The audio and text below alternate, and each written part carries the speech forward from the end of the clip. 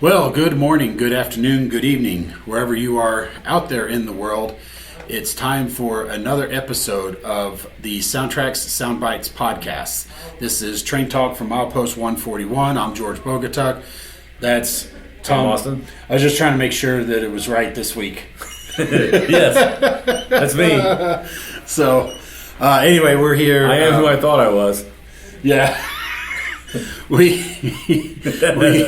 managed to get through the first holiday here. Yep. We got Thanksgiving behind us. Yep. And I hope you had a good one. I did. It was great. Yeah. Nice and quiet. Nice and quiet. Yep. Yeah, you and the cats. Me and the Cats and the Illini won their game. They tried to give it away, but they ended up pulling it out. So There you go. the Bears won. So it was a great weekend. Yeah, there you go.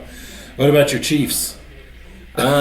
I'm not really a Chiefs fan. Oh, okay. I'm a Bears fan. I like the Chiefs are okay, but not when they play the Bears. Yeah. I'm still an Illinois fan at heart. So There you go. you know.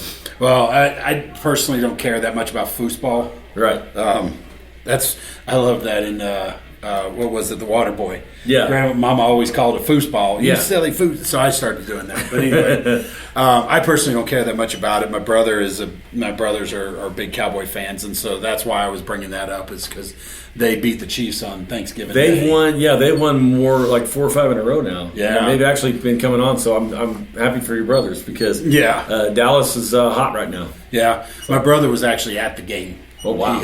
He has season tickets. He sells them off most of the time because my youngest brother lives in Knoxville. Yeah, so a lot of guys do that. They'll go to the games they want to go to, then spread the wealth around. Yep. So with all of us converging on Texas and Thanksgiving, he decided I'm going to go to this game, and turned out it was a good game to go to. Absolutely, yeah. So, I mean, their offense is hot. Not to get on the football thing, but Prescott's playing well, and they're going to be tough to handle if they get to the playoffs. Yeah, but my brother's weekend was ruined the next day. Why? What happened? He's a huge A&M fan, and he'd been looking forward to that game all year. As a matter of fact, we were going to go to the Stars game that night, and then he realized, wait, I can't go to the Stars game because the A&M football game was on. Yeah, and it's not just anybody; it's Texas, right? So I mean, it's like the Red River, shootout. I mean, it's a game. If you're Texas A&M, as good as they are, they should not have lost it. And also, traditionally and historically, that is a game that everybody in Texas pays attention to. That's a big one. Yeah. And I was disappointed to see them lose too, because I really think they're one of the top 4 teams in the country, and I still think they are. But and I think they'll still be in the playoffs. So, and they're probably going to be a little cranky after that. So I wouldn't want to play them in the first round of the playoffs. I would think so. Right. So. But my little D-Stars are doing well, so all's right with the world. And my personal hockey team, we're 4-0 now, so excellent. That's always good. Yes, sir. So I know you guys didn't tune in to hear sports talk, right? We're not the ticket or sports ticket radio. There's not a lot to do in Cortez, Colorado at night, Thanksgiving night, other than Friday to watch football and work on trains. Yep, there you go.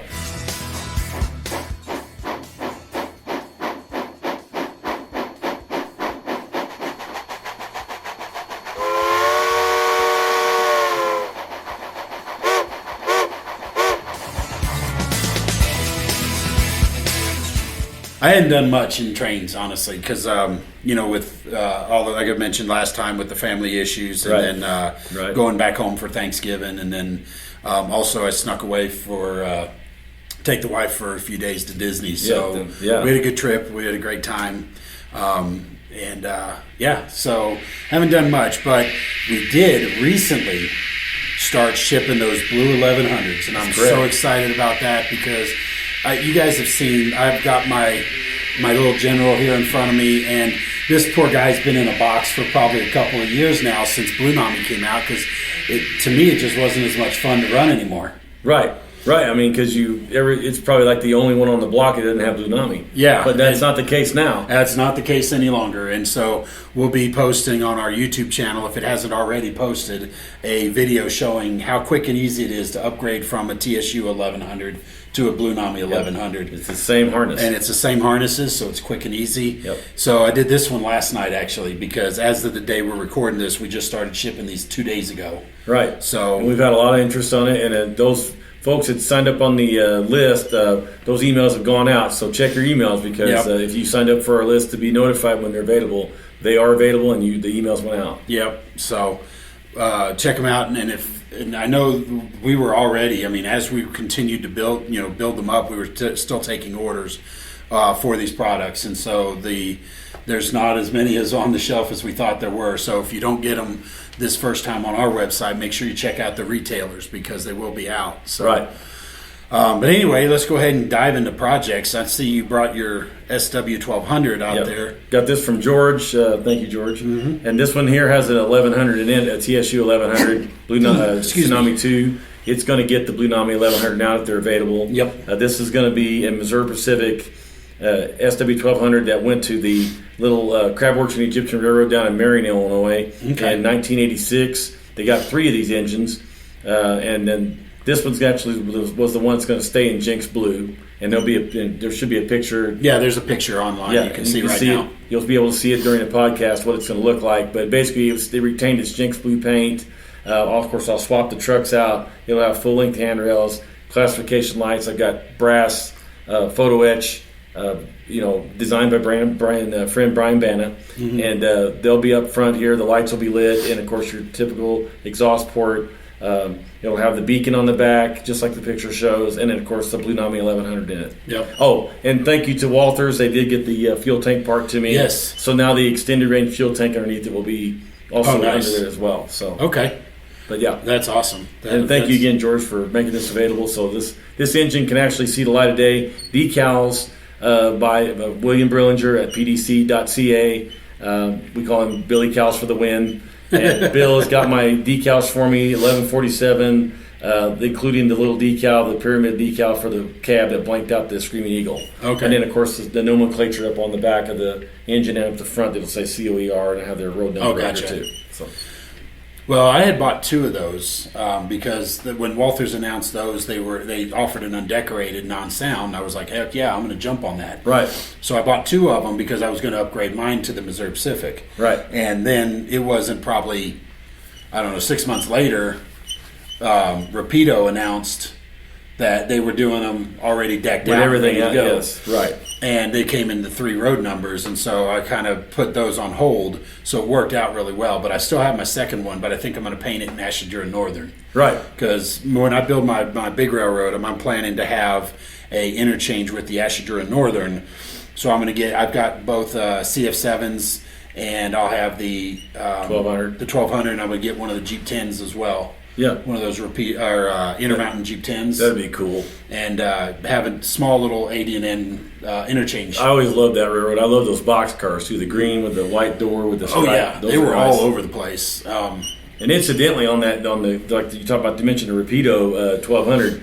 The classification light brackets are the same ones for this one because I did the measurements for them for that bracket. And so Brian just took my measurements and then made the brackets for me anyway. But Rapido, they are correct, folks, too. If you want a Mopac Rapido SW1200, they came right off of an official engine because I went down and measured it in Heron, Illinois is where I measured that engine at for them. See, I have one of the old Proto prior to Walthers SW 1200s that I did that I just made them I basically carved them out of styrene. Right. And made them, and they look fine. Sure, they're just a piece of angle iron, really cut off. Yeah, and I didn't know that at the time, but so mine's more of a block.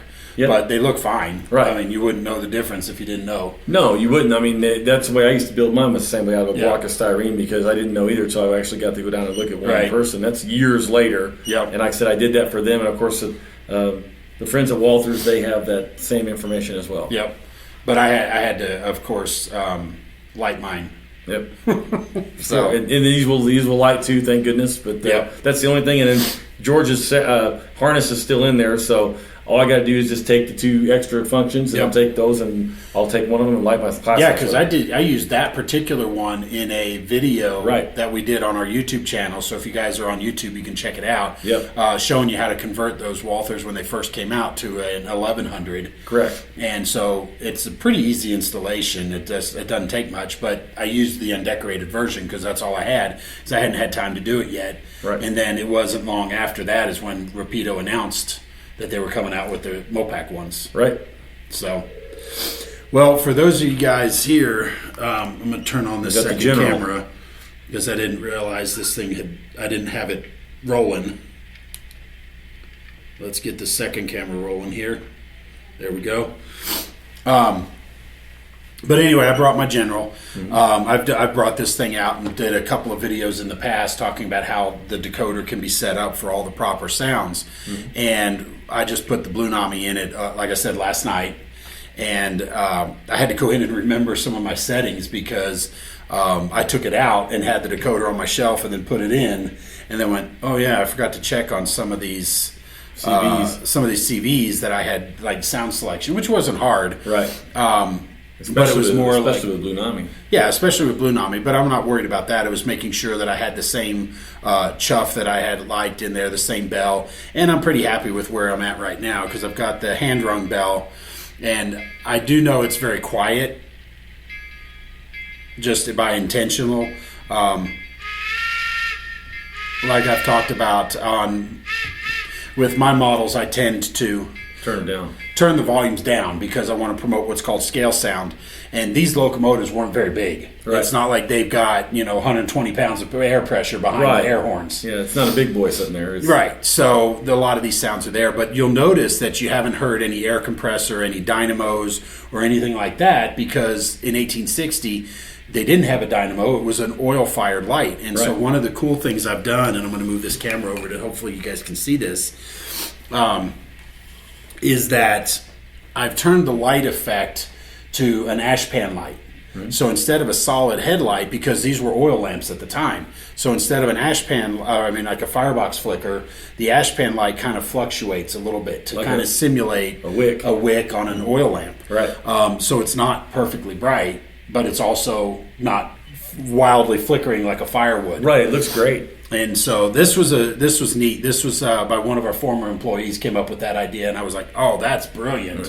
And so I went and did it, and I haven't looked back since because it's a fantastic lighting effect. It does. It looks great. But remember, they also didn't necessarily run with the lamp on during the day, right? Because they didn't have to. Right. Didn't need it. They didn't need it. So the other thing is this model started life. For those of you guys who don't know, this model started life as a Bachmann, one of the new tooling 440s. And so I've gone through and put a lot of extra detail on this thing to model the General as she lived in 1862 when she was stolen. Right. By Andrews and those Northerners that tried to break up the train, the rail line across there that was supplying the soldiers. And through the perseverance of one conductor, and my brain just went blank because I was about to say his name. It was I can't think of his name now. My brain went blank. But anyway, he basically persevered and grabbed anything and everything and caught up and made it to be able to catch them and got the Andrews team. Got it back, right? Yeah, got it back.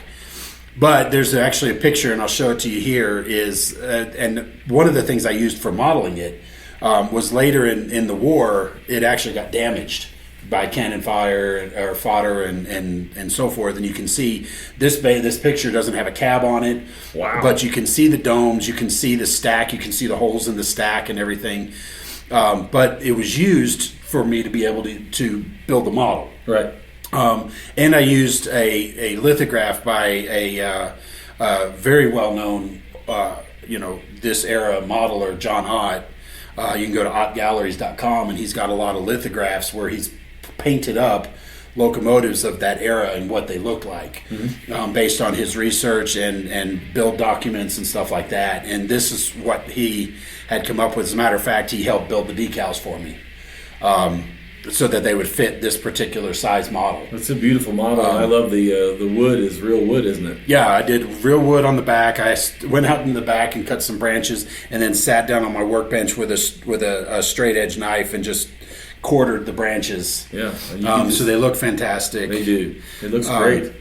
A lot of brass fabrication, the ankle rails that go around, all that's in there. Domes. New domes. I even put new bands on it. New boiler bands on there to make sure they matched what they looked like in the real time. So I like the way I looked at it this way. I can see a different vantage point from looking at it earlier today. It's like the frame and stuff. It's kind of built like a tank car, because the boiler sits on this metal frame that goes around it, the Yeah. rectangular frame. It's kind of neat. Yep. And those were, they called those ankle rails because they would get out and shuffle their way across if they needed to access anything up front. But because of the proximity to the side rods, a lot of engineers and firemen would be injured in that if they were trying to do it. And especially, God help them, if they slipped. Oh, yeah.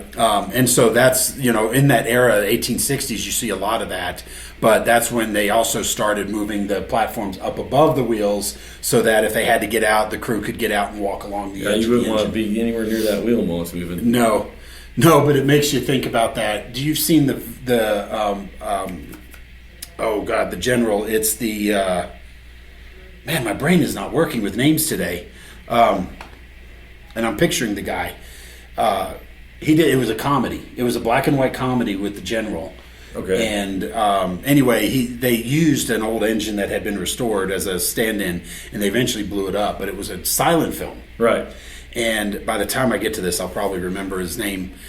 And I really feel bad that I can't remember it. But anyway, they did a bit where he was sitting on the side rod, and the engine started going, and he was sitting on it as it was rolling around like this. Charlie Chaplin? It was that era, and I'm trying to think. No, but he did a lot of those silent films. God, like I said, I'm picturing the guy, and I'm drawing a complete blank. Sitting on the rod and it's going around. Yeah. Like a teeter-totter. So, but anyway, I went in and before I reset the old decoder, I brought it in and put on a test fixture and read some of the CVs on it. And then most of the important was the motor control, because these models have a coreless motor on it and barely a flywheel, if you will. Right. And so because the motors are so efficient and they're also light, the models are light and so forth, it did do a little bit more of the hesitation and stuff like that than I'd like. So I went and remembered because it took me a little bit of time to come up with those settings that I had in the original Tsunami 2 that was installed. But I went ahead and read those before I reset the decoder and then put it in here. So now it actually runs pretty good. Very good. And we'll go ahead and start moving. And I've got the brakes because it's a squeal. It's not an air brake. So when I change direction and release, you don't hear the air, because in 1860 they didn't have an air brake. So there's no air compressors and stuff like that. They literally would use either the cars or they have a handbrake on there, but they would just coast. Or that a lot of times, and you can't really do it on this model because it has traction tires. Go figure. Right. But they would also sometimes reverse the direction and slow it down by the opposite rotation of the wheels. And you can see it in that movie. And I feel like it's going to drive me nuts. If you know the answer to the video, the black and white movie, the General, put it in the comments below, because I'm drawing a blank. Of course, 2 minutes after we do this shooting, the shooting of this, I'm going to go look it up. Yeah, I know I'm going to Google it because I don't know it. So, but it's actually it's actually an entertaining movie. Yeah. Even though it's silent, yeah, and they play it, and they'll put little cards in there for the dialogue. Yeah, I'm going to check it out just because you mentioned it, so I'm going to go check it out. But I'm going to have to Google it because I don't know it either. Yeah. Otherwise, I'd be blurting it out. Yeah, I know. But one of the other things I did on this one is. In 1860, they also hadn't invented the Janny coupler yet. And so it's all link and pin. So if you'll notice the front of the cab here, for those of you watching on video, that there's no coupler. Now, the Bachmann one comes with, in my opinion, take it for what it's worth, I sell it for the same price, a very big, ugly, oversized cowcatcher with a giant coupler sticking out of it. Yeah, like that. Yeah, and the reality is that most people are going to use knuckle couplers, right? And it works fine. Right. The model works fine. But me being one of the purists out there that wants to make sure everything's done right, it's all link and pin. So when we come back over here to the back of the model, where I've got the tender, I actually have a knuckle coupler here. But if you look closely, it's held in place with a link and pin. So when I lift the pin, and I'll have to do this with my hands because I don't have my tweezers with me, I lift the pin out, and now the coupler simply comes out. I took one of the McHenry couplers that I change on my Athearn stuff, and I basically sanded it down and filed it to a rounded spot so that I can, and then drilled a hole in it so that I can actually couple it on. Because one of the biggest things, when I built this model first, I took it to Kansas City with me because I got an opportunity to run it on Don Ball's layout, the late Don Ball, his Stockton and Copperopolis. What a gorgeous layout. And it's unfortunately we lost him. But before he passed, I got to go out there and run this train. But because I was so committed to the Lincoln pin, I didn't have anything to pull. So I ran my Locomotive light on his layout, and I would have loved to have had a train behind me. And so at that moment, I went home and built the little coupler. So, but the Lincoln pin, this way I can do both. Right, you can do it on the front too, the pilot. Yeah, right. It'll be a little harder on that because I don't have a knuckle to put in there. Right. But oh well, it is what it is. But that is a brass rod. Yeah. So it's got the holes drilled out to match the size of the pin. Incredible model. So I can do that. So I had a lot of fun with this one. So, but anyway, you got the banding on there. Painted those and taped them off, probably, right? Oh yeah. And then painted the boiler. Oh yeah. It was a lot of work. Yep. But I had a fun time. So with the Blunami, I put that in last night. And I went through and did a quick, video and showing you how to do that. But like I said, in a quick, I was like, okay. And so I went through and started making my sound selections and my lighting effects and things like that. Oh, one of the things, speaking of lighting effects, I didn't mention, there's actually a firebox flicker in here too. Yes, there is. So very let's cool see if too. if this other camera can pick it up. But if you look in the cab, not only did I detail the cab, but there's also a firebox flicker in there. So hopefully that comes through. I'll check it in post, and if it doesn't, I'll put another video that we can put over top. It's really neat. You can see it looking through the window too. Yep. But anyway, when I was putting this together, I got everything ready, and then I thought, what a great opportunity to show off one of the new features of the Blunami. Now, this is the Blue 1100. Like I said, we just started shipping these as of this recording 2 days ago. So when you guys see this, they'll be shipping for about a week or so. Yep. But I wanted to show you here that now I'm screen recording. One of the benefits of Blunami is I've went through and made my settings. So I can go to my gear settings and go to CVs. Now I can actually hit CV backup. And what that does is it takes all my settings that I have stored in the decoder into the memory of the app, so that now if I can tweak and play, and if I don't like where I'm at, I can always go back to the last backed up session where I'm at, because when I back out of here and then go back to my CV settings, now that I've backed up, you can see on the screen it says CV restore, so I can flash everything back into it. Which leads me to a topic. Part of the reason I wanted to do this is because and you get this a lot, when people are playing with their decoders, first thing I'll say is a lot of people are intimidated by CVs. Right. So this applies to the Tsunami 2, the Blunami, Economies, whatever you have. We build our decoders in such a way that they're pretty robust. You can't break them by changing CV values. If you could, we didn't do our job very well. Right. Because if we left a landmine for you to find to brick your decoder, we didn't do our job very well. And so with that, one of the things we do during testing, and you'll be experiencing that when we start having conversations for whatever comes next. Right. But they give us a book from engineering that's like this thick. Right. And I have to go page by page, CV by CV, value by value, and type it in. And I have to go beyond the range. So like, for example, on our decoders here, the Steam decoder has 90 whistles.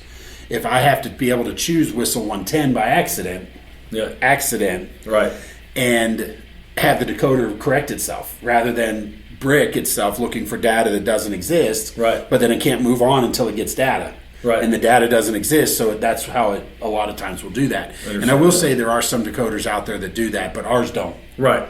They don't. So that gives you confidence number one.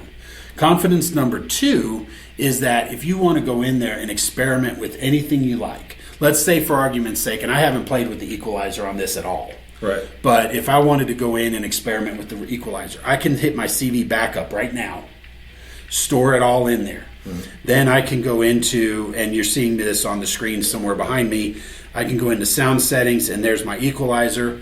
I can go in and play with the adjustments however I like, and play and listen to it and see how it changes and decide if I like it. If I don't like it, then I can do one of two things. I can either go back to the defaults by just programming the CVs directly, or in this case using the app, or I can do a CV reset. Right. And the CV reset is really handy because it gives you, like say an artist is doing this wonderful canvas and he accidentally sneezes and puts a giant thing across the artwork or whatever. Yeah. And he's like, oh crap, it's ruined. Right. Well, in our case, the good news is we can just reset the decoder and start over. Right. Because now it'll give you the opportunity to have a clean slate. Right. So let's say you program something inadvertently. I know I'm guilty of it. These bear claws aren't necessarily small, so right. I can occasionally hit the wrong button. And depending on the brand, like the NCE that's sitting over here, right. It's 1, 2, 3, 4 across, 5, 6, 7, 8, 9, 0. But if I'm using a Digitrax system, it's a traditional 10 key, so it's 1, 2, 3, 4, 5, 6, 7, 8, 9, right. And the 0 below it. Right. So it's easy for me to mix up, especially if I'm typing quickly. So sometimes it happens where we hit the wrong button and we fat finger something. Right. It happens to the best of us. Yeah, and then you're wondering, why is it doing that? Yep. So I'm going to show you how to do this. So I've backed up my settings. Right. So I'm happy with that. So I go to CV settings. I'm going to read-write CVs.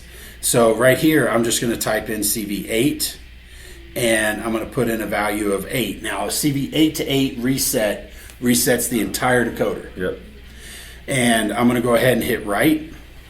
So now, in order to finish the reset, I have to now basically take power away from the decoder. Right. But I have a current keeper in here, and so I have to take it off. So I'll turn it this way towards the camera so that you can see when the lights extinguish. And at this point, I still have control of the decoder. And you can see that the Bluetooth is what's controlling this. Right. So we're waiting for it to die. But this is a nice safety net because you can also do partial resets. Yep. So you can reset CVs 1 to 128. 129 to 256, right. And then CV's 1 dot whatever, CV's 2 dot whatever, CV's 3 dot whatever. Yeah, I mean, depending on where you're at and what you want to reset, you don't have Correct. To reset the whole decoder. Correct. So now we've timed out, and we're going to wait just a few more moments just to make sure that current keeper is fully drained. Right. And because what we want to do is we want to reset the processor. We want to make sure that processor is shut down because when it wakes up, it's going to see that note, hey, do a CV reset. And then once it resets, then everything will go back to the way it was. So now we're going to go ahead and I'm going to carefully rail it on one rail first because I don't want to bounce the model. But I also didn't want to hold it tipped up. Okay, so now I'm back down on the track. The model's going to be quiet for a few moments, and then all the lights are going to start to flash. And that's your visual indication to let you know that the reset has in fact taken place. There it goes. So the lights are flashing, and it'll flash 16 times. So now we have a brand new slate. Now the one thing I will say that when you do this, the decoder address goes back to 3. Mm-hmm. If you're doing this with a Blunami, the one challenge is that when you come in here, you have to make sure that you set this in as address 3 because otherwise it's talking to an address that is not the one the decoder's set right. to because it remembers that it's there. So when I come in here, you can hear now it's a different whistle and the volumes are changed and now you're hearing a dynamo. Whoops, I'm not selling ice cream, so let's turn that off. Right. So you can see that now I've reset my decoder. So now, as I was talking about with my motor control, I can start moving. And you can kind of see it's a little, it's not quite as smooth. Of course, one of the wheels is off the rail. But it's better than it was last night.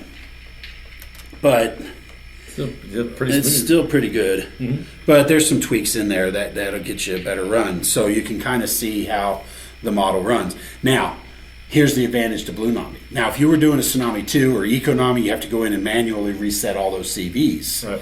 Where with Blunami, I can simply go here to my CV settings, and then I hit that CV restore.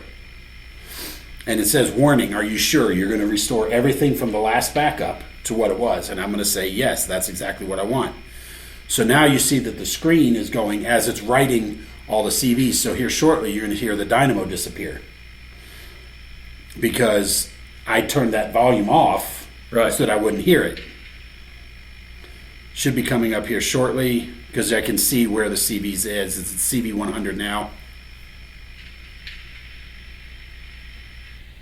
There it goes. Yep. So now all the settings are back to what they were, that I had backed it up just a few moments ago on the camera. And so now any changes I had made prior are now back to the last restore, or the last backup that I had done. Right. It's a lot quicker and easier. So it gives you that flexibility and that confidence to know that, hey, I can experiment, I can try something out, because there's so many cool features in the decoder that you may find something that you've neglected for years. Like I know you and I've talked, when it comes to like momentum and stuff like that. Right. You come over to my place and you were like, oh wow, that's so much better to run, and then you went home and set all yours that way. Right, and backed them up. Right, exactly. So if I reset anything, I do the same thing. I'll just restore them after I back it up, or reset and then restore. And that's it. And now my CV settings have all been restored. So now we go back over here to my operating panel, and you can hear my whistles back. And now when I start moving, you can see that my momentum's back also. So all of the settings that I had done before are now back stored in the decoder. Yep, even the including lights my lights back up and in my firebox light. Yep. Because the firebox light's actually wired to the backup light. And so when we do the reset, headlight and then backup light. Right. But now they're both on. Right. The way it was when I left it. It makes it a lot easier. I mean, you can do the same thing with the Tsunami 2. You just have to keep a list of the things. This just puts it on a fast track. Mm-hmm. No pun intended, but. Yep, exactly. Yeah. I saw what you did there. Yeah, that's pretty good. But it does. It makes it's so much more time efficient instead of time consuming. But like I said, not to knock the CV way of doing it. The Tsunami 2, you can do the same thing. Just keep a list of what you're doing before you do the reset. Or like George said earlier, when you do a partial, just keep the ones that you did reset. Just keep a list of them if you're using a Tsunami 2. Yep. And then once you reset the Tsunami 2 or your Economy, you can just go in and just with your command station type in your CVs as you go, so that way you know what you're doing. So with a Tsunami 2, you can go in certain aspects of it. Start with a fresh decoder. Play with it. Learn what that feature does. Reset the decoder. Just jot down what you liked. Right. And then go to the next section. Play with the decoder. Play with the values. See what you like. Write those down. Reset the decoder. And that way, once you build that all together, now you can have a fantastic model that runs the way you want it to, right. Not necessarily, the way we've suggested out of the box, which isn't bad. No. But you like running your trains your way, and that's why all this flexibility is built in there. And as you're proficient with your particular DCC system, albeit Digitrax, CVP, Lens, NCE, whatever, you're going to be proficient with that type of interface or throttle or JMRI or any of those things. You're going to be able to go and do the same thing as that, but Blunami puts it all right here in his phone for you. Everything's right there. So absolutely.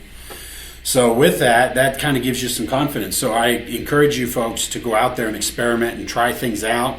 You may find that like I said, some of these features that we've talked about are some of the best things, and we've got a lot of videos on our YouTube channel breaking down a lot of these different features, settings, adjustments, even sounds. I mean, because like when my model starts off, most people hear that first chuff and don't realize it's actually a chuff. They think, or don't realize it's not a chuff, is what I meant to say. It's the snifter valve. Right. But most people don't realize what that is. I didn't know that until I started working here. So right. I'm telling you, I was one of those people. We're not around steam engines like we used to be, so it's very, very understandable. But we've got videos out there. I just sent a link to a gentleman today where I've taken a lot of the sounds that are on the steam engine and isolated them so you can hear what they are, so that you know what it is. And I brought it up specifically because I was talking about the snifter valve. Right.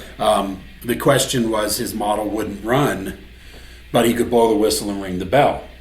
Well, you and I both know most likely he has it in a consist that he doesn't know set in CV19. Right. But I asked him if you can hear that snifter valve before it moves. When he gives it a motor command, right, to send that snifter valve. If you hear the snifter valve, that means the decoder's trying to work. Right. But then now that means there's something physical, whether it's a motor bound, it could be a broken wire to the motor, right, or it very well could be the motor component may be damaged. Right. But those are the kind of things that we listen to the decoder, how it behaves, so that we can help people diagnose what's going on. Obviously, something physical isn't necessarily something a reset would take place, but CV19 would be cleared by a CV reset. But it's good to know that, and so if you know that, and you're a steam engine guy, you know that, and now George explained that to you. That's just one little thing to look for if you are trying to troubleshoot something. There you go. Absolutely. So, with that, we've covered pretty much most of the topics. I do want to talk about, as you may or may not have noticed, for those of you watching videos, I got my Christmas Buc-ee's cup over here. I've seen a couple of you guys comment about my Buc-ee's cup. They're kind of neat. These are awesome cups. I love these things. Man, I left a cup here one day with ice and water in it. I came in the next morning, it still had ice and water. Yeah, they're great. That sold me on it. That's the festive Buc-ee's right there. Yes. But anyway, so we got the holidays coming up. I mean, we're here in the first week of recording this, the first week of December. So wanted to kind of remind you that holidays are coming quick. Yeah. And they ain't going to slow down for any of us. So if you guys want to do any Christmas shopping at SoundTraxx.com or any of our retailers, get cool stuff like this great T-shirt, hats, which I left at my desk. I was going to bring it over here. Christmas ornaments for your Christmas tree. Always want to make sure to get that. We have a SoundTraxx tumbler like that. Now we just started a SoundTraxx tumbler. Yeah, we have a purple tumbler. I hadn't gotten mine, so I still got my Buc-ee's. Yeah, I was eyeballing that thing this morning. I'm gonna tell you, I was thinking about getting one of them. So we got that, all that kind of cool stuff. We even got a stuffed SoundTraxx dog. Really? Yeah, that's right. We do. Yep. It's a little stuffed dog wearing the SoundTraxx shirt. Like our mascots around the office. Right. Yeah, they need to. They venture here every once in a while. They'll venture into the line of sight here. So you can get all that stuff at our website, but you want to make sure you get your orders in because December 17th is about the last day we can guarantee because it'll go out UPS. Right. And unless you pay extra for expedited, of course. But but we were kind of talking about December 17th is you want to make sure to get your orders in. And also check with your retailers, too. I mean, obviously, local retailers have a little bit more leeway as far as going in and being able to pick it up. But if you're ordering online, a lot of the retailers have stocked up for the holidays, and they're ready to go. So got a lot of product out there. And keep in mind also December 17th and to ship out that day, but also with the carriers, they are dependent on weather too, and weather's starting to turn here a little bit too. So I noticed I had a couple packages that are supposed to be here today, and they'll be here a day late because of the weather. So just keep that in mind as well. Yep, absolutely. So you always want to check that out and make sure. So be sure to check out our videos on our YouTube channel. For those of you guys watching, we appreciate your time. Hopefully this was entertaining and informative for you. We've covered a lot today. Yep. It was crazy. Yep. And time flies fast. It does. So I got to go. I got another meeting here in a few minutes. Yeah, I'm thinking about going up and listening to the snifter valves at the McDonald's uptown because there's a Durango and Silverton's right next to it. So that's one place I don't mind being in line. I'll sit there and watch them switch with those steam engines. And like George said, you can hear that snifter valve and all that cool stuff right there, like not 50 yards from you. Exactly. So, well, there's a lot of cool stuff on a steam engine. They really do really come cool. to life. It's really no offense to the diesels they got down there, but it is neat to sit there when you're going around to get a McRib. You're sitting there waiting, and there's the steam engine, and he's moving those cars. I'm just like, I've had people honk at me like, "Hey, move it," because I've been glued to that, watching that engine move. So.